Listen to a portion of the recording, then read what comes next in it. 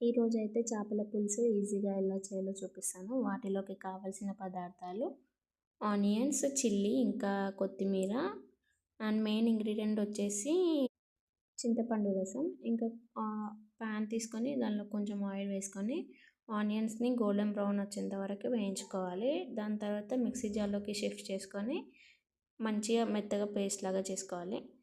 Same ప్యాన్లోకి మనకి fish కర్రీకి ఎంతైతే ఆయిల్ పడుతుంది అని అనుకుంటామో దానికి తగ్గట్టు వేసుకొని దాంట్లో షాజీరా, బిర్యానీ ఆకు, దాల్చిన చెక్క వేసి దాని తర్వాత గ్రీన్ చిల్లీ వేసి ఇంకా మనం ముందు పేస్ట్ చేసుకున్నాం కదా అది కూడా వేసి కొంచెం ఆయిల్ పైకి తేలేంత వరకు ఉంచి దాని తర్వాత పసుపు, అల్లం వెల్లుల్లి పేస్ట్ వేసుకోవాలి. మంచిగా మిక్స్ చేసుకోవాలి. నెక్స్ట్ చింతపండు రసంని వేసుకొని అది మంచిగా బాయిల్ చేసుకోవాలి. అది ఎంత మంచిగా బాయిల్ అయితే మనకి ఫిష్ పులుసు అనేది అంత టేస్టీ వస్తుందన్నమాట.